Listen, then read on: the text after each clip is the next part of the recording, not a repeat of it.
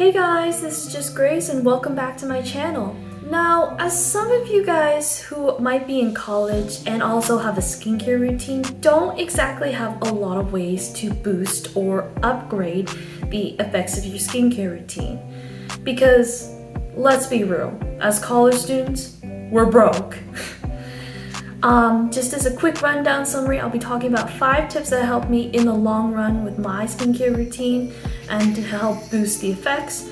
So the first one is starting anti-aging care. The second one is start to wear sunscreen. The third one is to start applying skincare down to your neck. The third one should be washing your hands before cleansing or touching your face. The fourth one is start applying skincare down to your neck. And the last one is have a towel dedicated drying to your face. Now, just as a quick disclaimer, I am not a licensed esthetician or dermatologist, so please take my words with a grain of salt.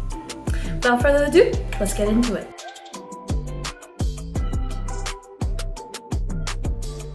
Alright, first things first, if you have the basic skincare routine down, good for you. You probably have the bare essentials.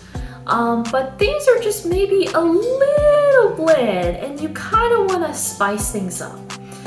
Which leads me to tip number 1, which is start anti-aging care.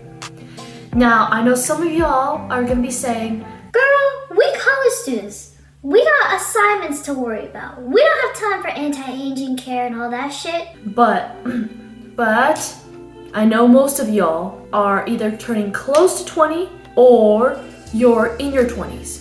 And according to research, your skin starts to age when you turn 25. So it's better to start now than later. For the sake of any newbies who are just getting into skincare, I'm going to be only talking about a couple ingredients that are just really well known in the skincare routine and have research proven effective results.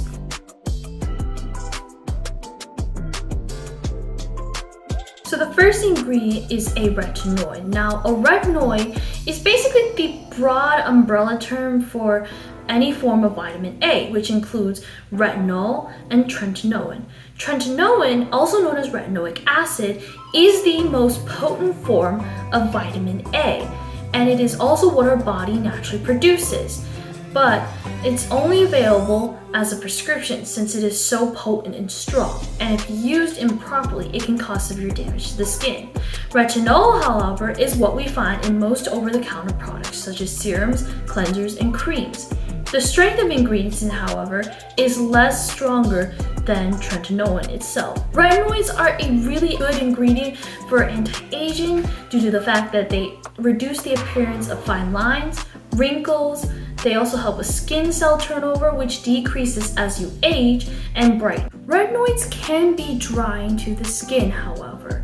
It can also cause irritation and redness. If you're first starting out with retinol, start with a product that has a lower percentage of retinol than with a higher percentage, as it may irritate your skin. Also, if you're trying to incorporate retinol into your routine, I recommend starting out once or twice a week. Once your skin gets used to the retinol, you can start amping it up to 3 or 4 times a week or every other day.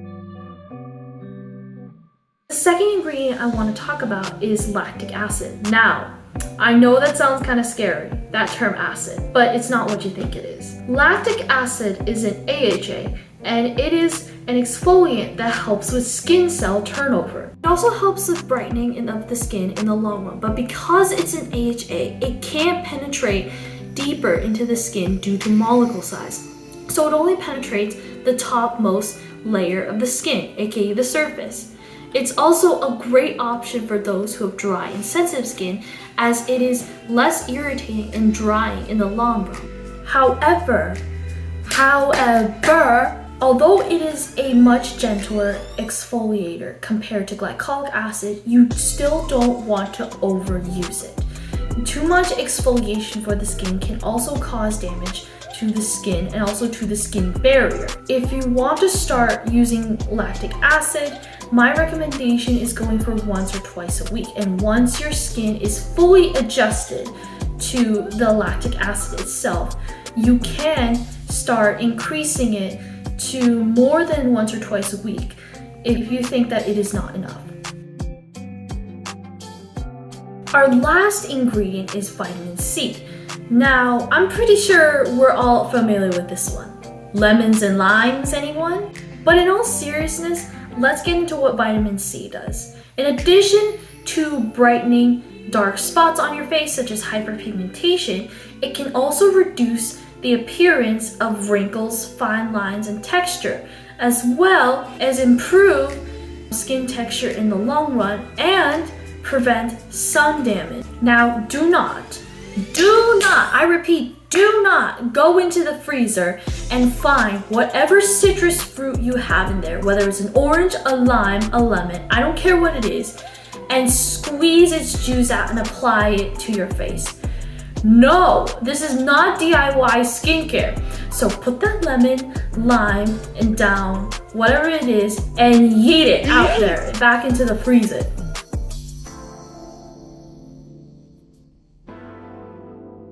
Now, the most requested part, which is what are your recommended skincare brands? So the first one I'm going to talk about is The Ordinary. The Ordinary is a great brand with great serums, great cleansers, great products at really affordable prices. Do you know how hard it is to find like a skincare product that is affordable but also delivers great results? Not that many out there, but The Ordinary does it all. It has really great products that deliver straightforward results, and the packaging is just so nice and elegant. It's just simple, and it is really, I would say, in my opinion, college friendly since due to the pricing, and it delivers great results. So I don't know how y'all have been like going for years without knowing about The Ordinary. Where have you been, first of all? And secondly, why are you sleeping on this brand? This brand is awesome. At a great affordable price with great skincare products that deliver results. Where have you been? And my second recommendation is the Inkey List. The Inkey List is one of those brands that I would say is in rivalry with The Ordinary. I would say you can use either of them and they deliver great results. They also have pretty much an affordable price range for college students as well, and they deliver great results. Packaging is also kind of simple. It's not maybe as elegant as The Ordinary, but it is pretty simple, but their products are pretty straightforward and they deliver results. So for any of you college students, please check out The Ordinary and the Inkey List. These are two great brands that I cannot highly recommend enough to if you want to like look into skincare products or skincare ingredients. They have so many options and they have so many good products in their collection that just are really affordable and just deliver.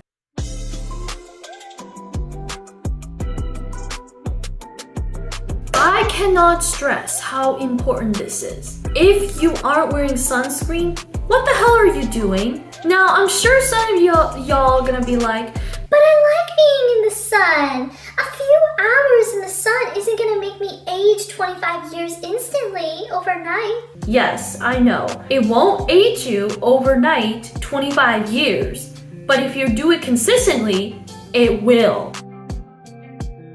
Ayo, voiceover Grace back at it again with another one. So many of y'all might be asking, what in the name of God is that disgusting picture? Well, I'll tell you.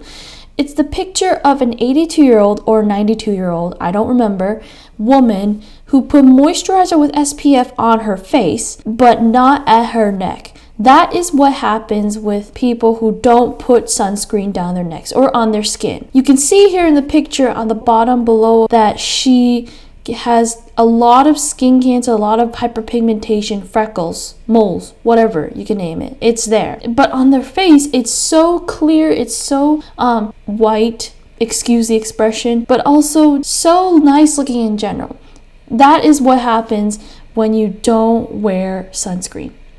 Now, here's the part where I think that people get misinformed about UV rays, so listen up. Sunscreen decreases the chances of getting wrinkles, skin cancer, and hyperpigmentation. It doesn't prevent it, but it won't be as severe as to, say, someone who doesn't apply sunscreen at all. Now, we can find so many sunscreens on the market today, whether it's through online or in stores. Now, I know some of y'all are gonna be like, I don't got patience to wait for my sunscreen to arrive. don't worry, I got you covered. The one sunscreen I would recommend is the Neutrogena Ultra Sheer SPF 50+. Now, you can find this at your local Target, your Ulta, Sephora, wherever you get most of your beauty products. And this is a chemical sunscreen that is friendly on all different skin tones, and also it is friendly for all skin types as well. But if you have a little bit more money to spend and you're basically a K-beauty junkie, here are some of my recommendations for sunscreen.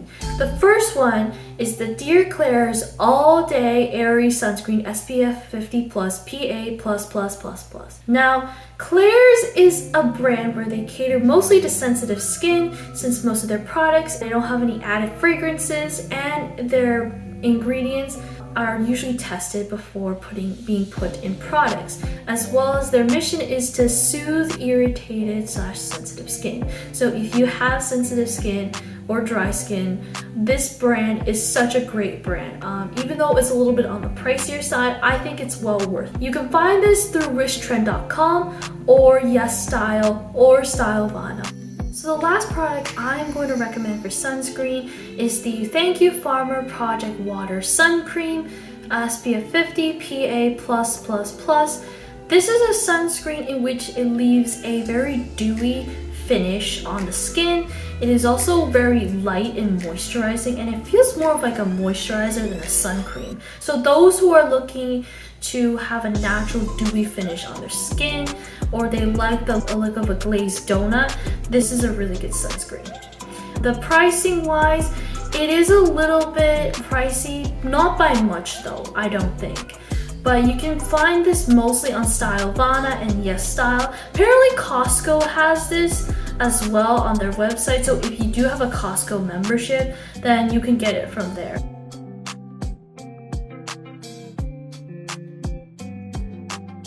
So the next tip I have, this personally works for me in the long run, and it also helps me from getting breakouts or pimples on my face, which is cleansing or washing your hands before touching your face. At the end of the day, or at the start of the day, your hands are going to be covered in bacteria from God knows where, and you're going to turn on the sink and wash your face. Now, the water is going to wash off some bacteria, but the bacteria that's not washed from that water is going to go onto your face, which can run the risks of pimples and breakouts. Every time I wash my face beforehand, I always turn on the tap and sink and wash my hands with soap and water. I really get all under the dirt, under the fingernails, and I scratch on my palm to make sure the soap gets under my fingernails. And I just do a really deep, thorough cleansing of my hands and fingers before I wash it all off with water and just splash on my face. The difference may not be quite big at first, but if you accumulate this habit over time, you'll really start to see a difference in the amount of pimples you get, the breakouts, and also maybe acne, if you even have any.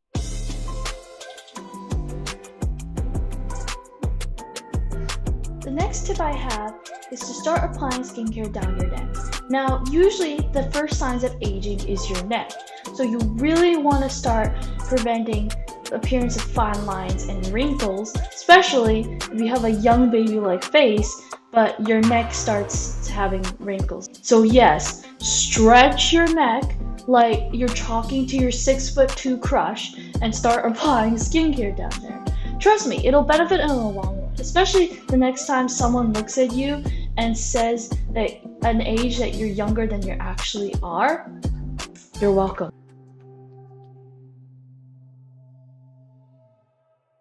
I know what y'all are thinking. Girl, we don't want to be doing any more laundry. Isn't one towel just enough? Sure, maybe just enough for you, but if you think about it in the long run, it's gonna get more dirty easily, and also there's gonna be so much more microscopic bacteria just crawling around in the fur of your towel.